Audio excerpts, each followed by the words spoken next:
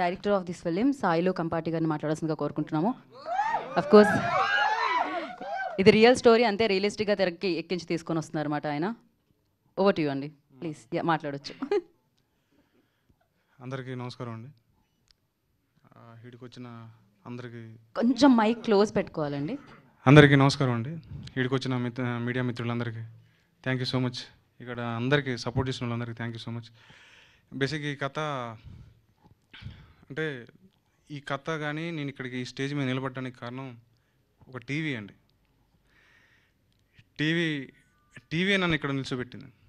Basic ఎందుకంటే నేను అంటే చిన్నప్పుడు మాకు టీవీ లేదు.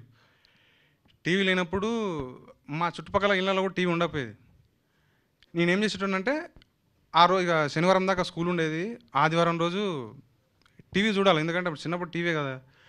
పోతే వేరే వాళ్ళ ఇంట్లోకి పోయేటోళ్ళం. ఫారెస్ట్ బీట్ ఆఫీసర్ ఉండేటోడు, వాళ్ళ ఇంట్లో పోయి టీవీ చూడాలి. అంటే వాళ్ళకి అంటే కిటికీలకి వెళ్ళి చూస్తే వాళ్ళ టీవీ కనిపిస్తుంది, కానీ మేము పోరగాళ్ళం చిన్నగా ఉండేది, కనిపించకపోయేది. సో అప్పుడు ఇటుక పెట్టెలు వేసుకొని దాని మీద నిల్చొని పొద్దున 9 గంటలకు స్టార్ట్ చేస్తే టీవీ రాత్రి 9 గంటల దాకా చూసేదండి. ఆ మధ్యలో వాళ్ళు వచ్చి కిటికీలు మూసేటోళ్ళు, టీవీ కిటికీలు మూస్తే ఆ సందుల నుంచి అంటే కిటికీ మధ్యలో సందు ఉంటుంది కదండి, ఆ సందుల నుంచి టీవీ చూసేదండి. అయినా కానీ వాళ్ళు రానిపోయేది. సో నాకు అప్పుడు అంటే ఆ టీవీ మజా ఉండేది. ఎప్పుడైతే వన్స్ మోర్ ప్లీజు, శిల్ప చక్రవర్తి గారిది ఒకటి ఉంటుంది, ఆట కావాలా పాట కావాలా ప్రోగ్రామ్, ఇవన్నీ చూసి అంటే ఆ నాస్టాలజీ ఫీలింగ్ ఉండేది. అరే ఏంద్రా టీవీ లేదు కదా అని చెప్పి బాధపడేటోడిని. అదే టీవీ ఏదైతే లేదో నాకు అదే ఎక్కువ గుర్తుంటుంది అంటారు కదండి. సో అది బాగా గుర్తుంది. అలాంటి టీవీ ఆ నా సినిమాని ఈరోజు టీవీలో చూడడానికి అంటే ఈ దాకా వచ్చింది అన్నమాట. So thank you. ఆ ఫారెస్ట్ బీట్ ఆఫీసర్ ఇప్పుడు ఫోన్ చేసి బాబు నీ సినిమా ఇప్పుడు రిలీజ్ అని అడుగుతాడు. సో థ్యాంక్స్ ఆయన ఆ రోజు సినిమా చూడడానికి చేసినందుకు, అంటే చూడకుండా చేసినందుకు ఆయనకి థ్యాంక్స్ చెప్పాలి. సో ఈ సినిమా విషయానికి వస్తే ఇది 2016లో రాసిన కథ అండి.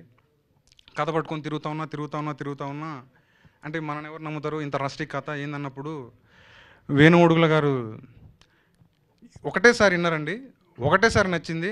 అరే ఇది మనం చేస్తానరా తమ్ముడు అన్నాడు సార్. ఆ తర్వాత ఆ క్లైమాక్స్ కానీ అదంతా కానీ కొంచెం అంటే ఎవరు తీసుకుంటారు ఏందని భయపడ్డప్పుడు చలో అంటే ఈటీవీ మన నితిన్ గారు సాయి గారు అప్పుడే ఫ్రెష్ కంటెంట్ వింటూ ఉన్నారు. సో నితిన్ గారు మన వేనన్న పోయి వాళ్ళకి ఇట్లా పికప్ చేసిండు అనమాట. చేయగానే వాళ్ళు కూడా ఎగ్జైట్ అయ్యారు. సో అక్కడ నుంచి 2023 నుంచి సినిమా స్టార్ట్ అయిందండి. సో నాకు తోడుగా నీడగా ఉన్న మన వేనన్నకి నితిన్ సార్, సాయి సార్, మీరిద్దరు నాకు బ్రదర్స్. ఎన్నోసార్లు అంటే డిస్కషన్స్ వచ్చేవి, వాటన్నిటి నుంచి ఒక మంచి అవుట్పుట్ వచ్చేది. థ్యాంక్ యూ అన్న Nitin sir, thank you so much. మన తన్మయ్ అన్న అంటే నేను ఆడికి పోవటానికి కూడా కారణం ఒక తన్మయ్ అన్న కూడా చాలా హెల్ప్ చేసిండు. అట్లనే Rahul execution, thank you Rahul. నీ సపోర్ట్ చేయాలి అంటే మనం చాలా ఉన్నాయి, but love you so much.